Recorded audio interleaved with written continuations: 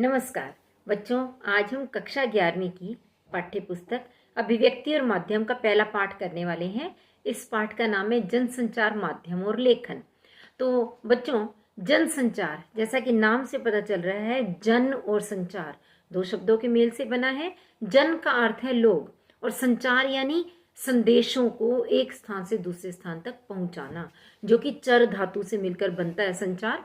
तो जो जनसंचार है वह लोगों के बीच में होगा, अर्थात इसमें एक बोलने वाला और एक सुनने वाला, या फिर ऐसा कहा जाए एक वह जिसके द्वारा संचार किया जा रहा है और एक वह जिसके द्वारा संचार को प्राप्त किया जा रहा है। दो का होना अत्यंत आवश्यक है। तो संचारकर्ता और प्राप्तकर्ता दो अवश्य होंगे, तभी संचार हो पाएगा। और संचार के विषय में विल्बर श्रेम, जो कि प्रसिद्ध समाजशास्त्री हैं, उन्होंने तो ये कहा है कि संचार अनुभवों की साझेदारी है। यानी जैसा हम अनुभव करते हैं वही हम बातें दूसरों तक पहुंचाना चाहते हैं, अपनी बात की अभिव्यक्ति करना चाहते हैं। और वही अभिव्यक्ति करने में जो माध्यम मदद कर रहे हैं वही हमारे अभिव्यक्ति के माध्यम कह लीजिए या संचार के माध्यम है। अब बात ये आती है कि संचार के तत्व कौन कौन से हैं। देखिए, संचार के कुल 7 तत्व हैं। सबसे पहला है स्रोत, यानी जिससे बात उत्पन्न होगी, जिससे संदेश उत्पन्न होगा। मान लीजिए मैं अपनी बात आप तक पहुंचाना चाहती हूँ, तो इस स्थिति में मैं स्रोत हूँ। और फिर दूसरा तत्व है कोटिकृत या फिर एनकोडिंग। मैं अपनी बात आप तक पहुंचाने के लिए कुछ शब्दों का, किसी भाषा का प्रयोग करूंगी। तो जिन संकेतों का या शब्दों का मैं प्रयोग कर रही हूं, वे भाषा, वही शब्द आप तक पहुंचेंगे, आप उनका अर्थ समझेंगे। तो यानी यह कहलाता है कूटीकृत या फिर एनकोडिंग। संदेश की भाषा का ज्ञान संचारकर्ता को भी होना चाहिए और प्राप्तकर्ता को भी होना चाहिए। और तीसरा है संदेश। संदेश मतलब उसमें क्या बात छिपी हुई है जो आप तक पहुंचानी है। और चौथा माध्यम, किसके द्वारा वो बात जा रही है। मान लीजिए हम आमने सामने बात कर रहे हैं, तो जो वायु है बीच में वही माध्यम है। मान लीजिए मैं फोन से बात कर रही हूँ तो फोन माध्यम हो गया। रेडियो के द्वारा आप तक बात पहुंच रही है, रेडियो माध्यम हो गया। टेलीविजन से पहुंच रही है तो टेलीविजन माध्यम हो गया। मतलब कोई ना कोई माध्यम बीच में अवश्य होना चाहिए। फिर है डी कोडिंग। डी कोडिंग से अभिप्राय क्या है? ये एनकोडिंग का बिल्कुल विपरीत है। जैसे एनकोडिंग के द्वारा मैंने अपनी बात को संकेतों के द्वारा आप तक पहुंचाया, आप उन्हीं संकेतों को ही समझ करके बात में छिपे हुए संदेश को पहचान पाएंगे। तो यह है डी कोडिंग। और फिर छठा तत्व बनता है फीडबैक। फीडबैक का मतलब है यह पता लगाना कि संदेश जो है वो सही रूप में पहुंच भी गया या नहीं। यदि नहीं पहुंचा तो उसे दोबारा से बताने की आवश्यकता है, कोई तरीका बदलने की आवश्यकता है। और 7वां तत्व है शोर। शोर यानी अवांछित ध्वनियां, जो आसपास की ऐसी आवाजें अनचाहे रूप में जो कि संचार में बाधा डालती हैं, उन्हें हम शोर कहते हैं। तो और ये जो कमियां हैं या ये जो बाधाएं हैं, ये तकनीकी भी हो सकती हैं, भौतिक भी हो सकती हैं। मान लीजिए आप इंटरनेट के द्वारा बात कर रहे हैं और नेटवर्क ही चला गया, तो ये तकनीकी बाधा हो गई, यह भी शोर की श्रेणी में आता है। या फिर आसपास चलने वाले वाहनों की आवाजें, वे भी शोर है। तो इस प्रकार संचार के कुल कितने तत्व हुए? 7। पहला स्रोत, दूसरा कूटीकृत या एनकोडिंग, तीसरा संदेश, चौथा माध्यम, 5वां डी कोडिंग और छठा फीडबैक और 7वां शोर। अभी तक मैंने आपको बताया संचार क्या है, इसके तत्व क्या है। क्योंकि यह एक लंबा पाठ है, इसीलिए मैं इस पाठ के जितने भी स्मरणीय बिंदु हैं वे सब आपको एक पीडीएफ के रूप में दे दूंगी, जहां से आप इन्हें पढ़ भी सकते हैं। अब हम तीसरे नंबर पर बात करते हैं संचार के प्रकार की। संचार जो है यह 6 प्रकार का है। एक तो है सांकेतिक संचार, नाम से पता चल रहा है जब हम संकेतों के द्वारा अपनी बात दूसरे तक पहुंचा दें। दूसरा है मौखिक और अमौखिक संचार। मौखिक यानी मुख से बोलकर जब अपनी बात दूसरे तक पहुंचाई जाएगी, और जब बिना बोले पहुंचा दी जाए तो वो अमौखिक हो गया। और तीसरा है अंतःवैयक्तिक। अंत मतलब अंदर ही अंदर, जब हम स्वयं से बात करते हैं। मान लीजिए आप पूजा कर रहे हैं और मन ही मन प्रार्थना कर रहे हैं, वह अंतःवैयक्तिक है। और चौथा है अंतर्वैयक्तिक, यानी 2 व्यक्तियों के बीच का आपसी जो संचार है, आमने सामने बैठकर बातचीत करते हैं, वह है अंतरवैयक्तिक संचार।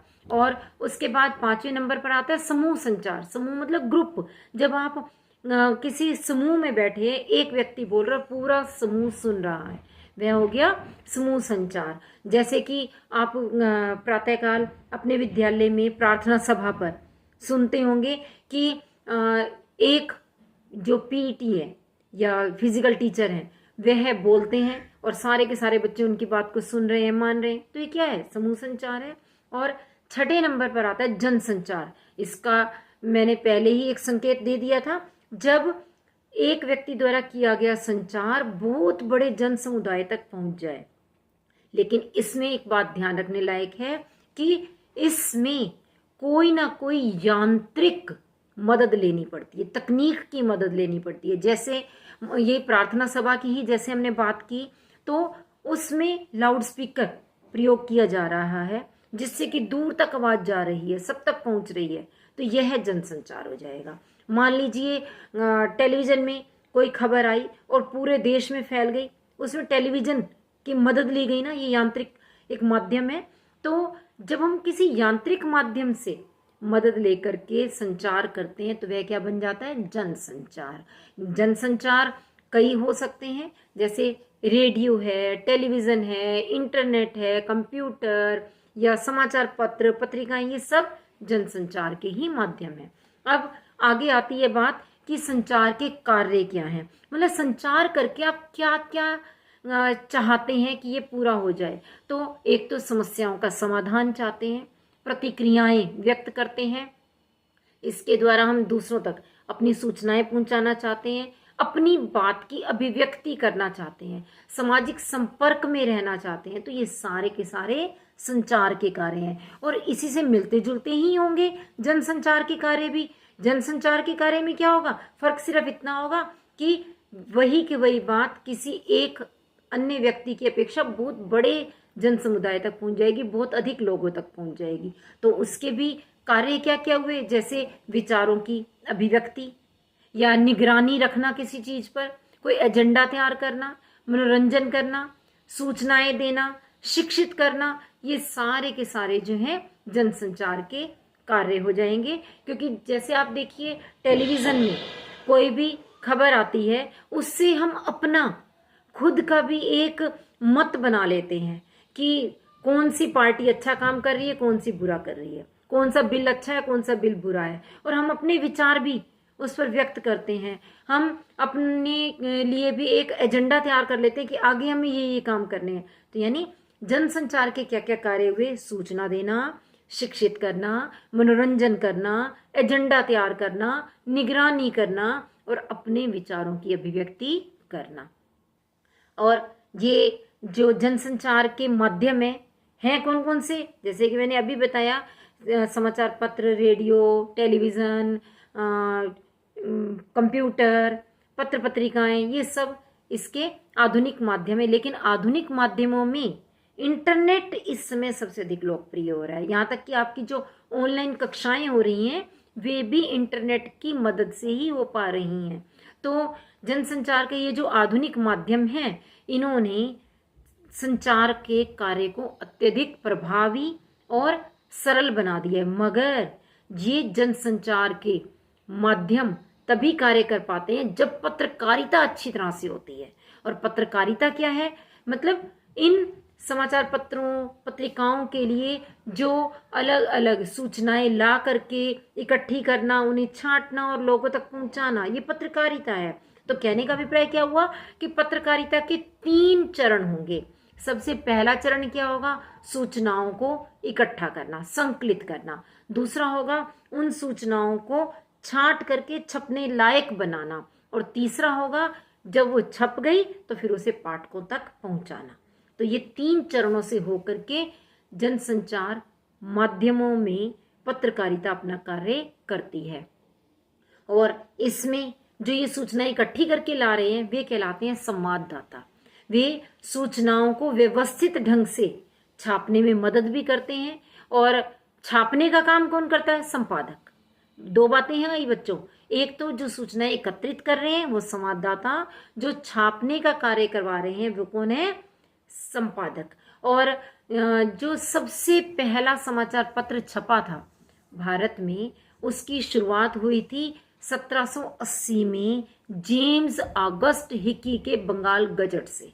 ठीक है, ये बहुत ही महत्वपूर्ण प्रश्न है जो अक्सर पूछा जाता है, आप याद रखेंगे। 1780 में जेम्स ऑगस्ट हिकी के बंगाल गजट से लगभग कितने वर्ष हो गए, 400 वर्ष के आसपास। इसमें करीब करीब 400 वर्ष पहले जेम्स ऑगस्ट हिकी के बंगाल गजट से भारत में पत्रकारिता की शुरुआत हुई थी। और पहला जो साप्ताहिक पत्र छपा था उसका नाम था उदंत मार्तंड। ठीक है, और ये कलकत्ता में छपा था, कोलकाता कहा जाता था उस समय उसको। 1826 में छपा था। 1780 में जेम्स ऑगस्ट हिकी ने बंगाल गजट की शुरुआत की और पहला साप्ताहिक पत्र उदंत मार्तंड जो कि 1826 में कोलकाता से प्रकाशित हुआ। और इसका संपादन करने वाले थे जुगल किशोर शुक्ल। और इसके बाद तो फिर अनेक पत्र पत्रिकाएं आई, अनेक साहित्यकार आए जिन्होंने इस क्षेत्र में अपना योगदान दिया। स्वतंत्रता से पहले भी अनेक पत्रकार थे जो इस क्षेत्र में अपना विशेष रूप से नाम कमा चुके थे, और स्वतंत्रता के बाद अब तो अनेक हैं ही। जैसे आप बच्चों कुछ नाम अवश्य याद रख लीजिए। स्वतंत्रता से पहले वाले जो पत्रकार हैं उनमें गणेश शंकर विद्यार्थी, माखनलाल चतुर्वेदी, प्रताप नारायण मिश्र, शिव पूजन सहाय, राम वृक्ष बेनीपुरी, ऐसे ये कुछ नाम हैं जो कि बहुत ही प्रसिद्धि प्राप्त है। तो जैसे आपने स्वतंत्रता प्राप्ति से पूर्व के कुछ पत्रकारों के नाम याद किए, ठीक इसी प्रकार से स्वतंत्रता प्राप्ति के पश्चात के भी कुछ पत्रकारों के नाम अवश्य याद कर लीजिए। जैसे कि उनमें से कुछ तो आपके पाठ्यक्रम में ही है, जैसे रघुवीर सहाय, सच्चिदानंद हीरानंद वात्स्यायन अज्ञे, और इसके अलावा आप याद रख सकते हैं धर्मवीर भारती और मनोहर श्याम जोशी, राजेंद्र माथुर। इस तरह के कुछ 3-4 नाम आपको अवश्य याद रख लेनी चाहिए क्योंकि परीक्षा में पूछे जा सकते हैं। और कुछ समाचार पत्र जो कि हिंदी के हैं और बहुत अधिक प्रसिद्ध हैं, जैसे नवभारत टाइम्स है, दैनिक जागरण है, अमर उजाला है, नई दुनिया, तो ये हिंदी के समाचार पत्र हैं। कुछ पत्रिकाओं के भी नाम पूछे जा सकते हैं, धर्म युग, साप्ताहिक हिंदुस्तान, दिनमान, इंडिया टुडे और हंस, ये अनेक पत्रिकाएं हैं। चलिए बच्चों, अब हम विभिन्न जनसंचार माध्यमों के थोड़े थोड़े इतिहास को भी जान लेते हैं। जनसंचार माध्यमों में जैसे मैंने बताया कि रेडियो, टेलीविज़न, इंटरनेट, ये सब। तो जैसे हमने समाचार पत्र और पत्रिकाओं के इतिहास को थोड़ा सा जाना है, ऐसे ही रेडियो, टेलीविज़न और इंटरनेट के बारे में भी जानेंगे। रेडियो जो है इसकी शुरुआत भारत में हुई थी 1936 में, ऑल इंडिया रेडियो। लेकिन वास्तव में इसका जो प्रारंभ हुआ था वह 1895 में इटली के जी मार्कोनी के वायरलेस के आविष्कार के साथ हुआ था। इटली के जी मार्कोनी ने 1895 में वायरलेस का आविष्कार किया, जिसका बाद में रूपांतरण हुआ रेडियो में, और भारत में 1936 में ऑल इंडिया रेडियो की स्थापना हुई।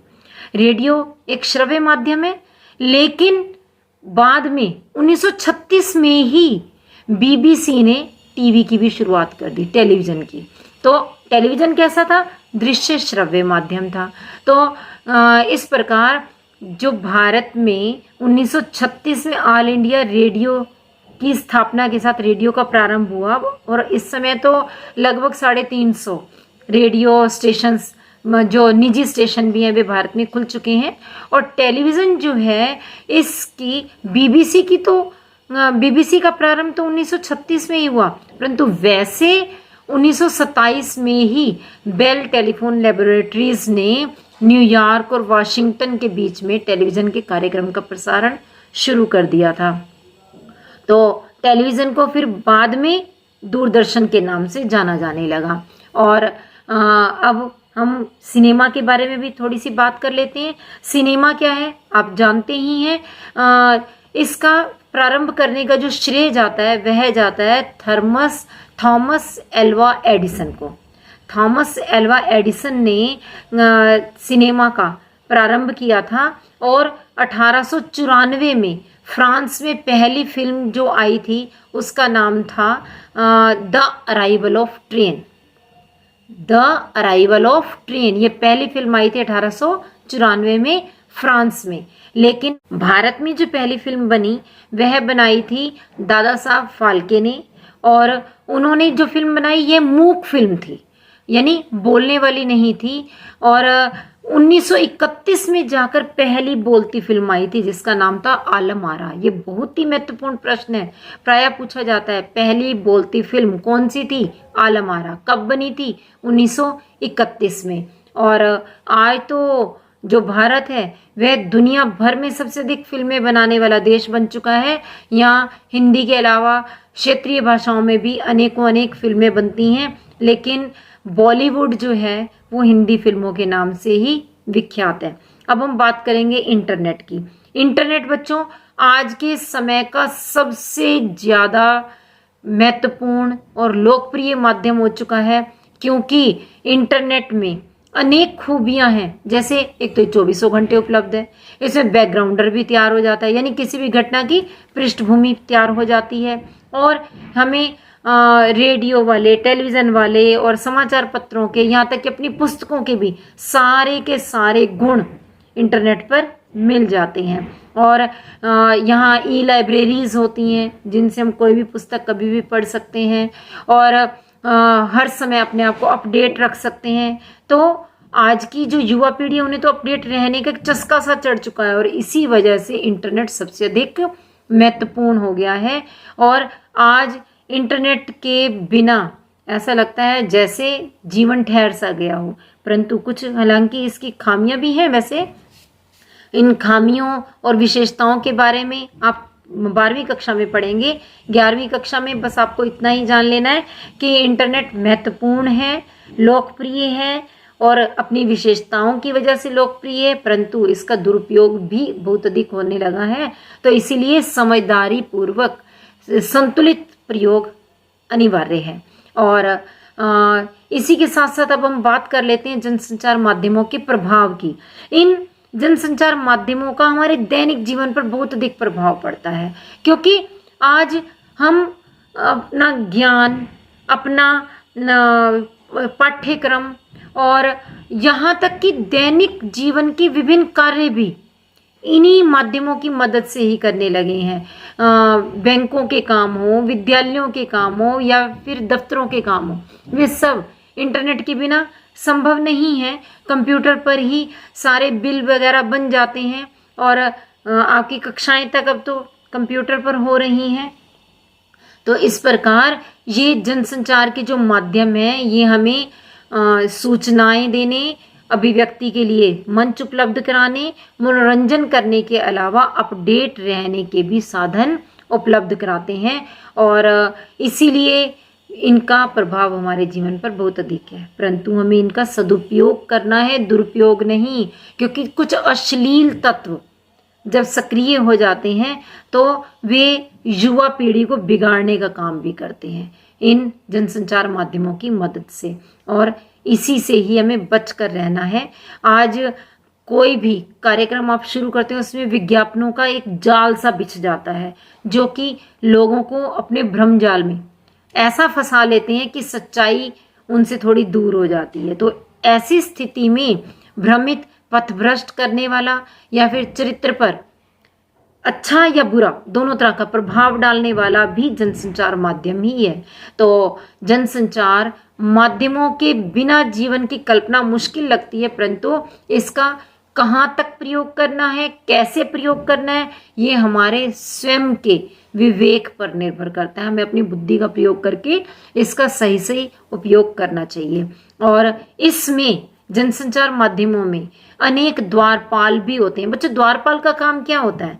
द्वारपाल जैसे द्वार पर, गेट पर खड़े रह करके एक निरीक्षण का कार्य करता है कि इसमें इस द्वार से कोई अवांछित तत्व अंदर ना चला जाए। ठीक इसी प्रकार जनसंचार माध्यमों में भी अनेक द्वारपाल हैं, और ये द्वारपाल यह निर्धारित करते हैं कि कौन सी सामग्री प्रकाशित होनी चाहिए, कौन सी नहीं, कौन सी आगे दर्शकों तक, पाठकों तक या प्राप्तकर्ता तक पहुंचनी चाहिए और कौन सी नहीं। तो इस प्रकार इनमें ये द्वारपाल प्रकाशित और प्रसारित होने वाली सामग्री के ऊपर नियंत्रण रखने का कार्य करते हैं। तो बच्चों, आज की इस वीडियो में हमने जाना कि संचार क्या है, जनसंचार क्या है और संचार के विभिन्न तत्व क्या हैं, संचार के प्रकार क्या हैं, संचार के द्वारा कौन कौन से कार्य किए जाते हैं, जनसंचार के आधुनिक माध्यम कौन से हैं और उन माध्यमों का थोड़ा थोड़ा सा इतिहास भी समझा और साथ ही यह भी जाना कि जनसंचार माध्यम हम पर क्या प्रभाव डालते हैं। मुझे आशा है कि आपको ये पाठ समझ आ गया होगा और यदि आपको ये वीडियो पसंद आया है इसे लाइक कीजिए, शेयर कीजिए और यदि चैनल को सब्सक्राइब नहीं किया है तो वह भी कर लीजिए। साथ ही बेल आइकन को जरूर दबा लीजिएगा ताकि मेरी हर लेटेस्ट वीडियो के अपडेट्स आप तक तुरंत पहुंच सकें। आपकी परीक्षा के लिए मेरी तरफ से बहुत बहुत शुभकामनाएं बच्चों।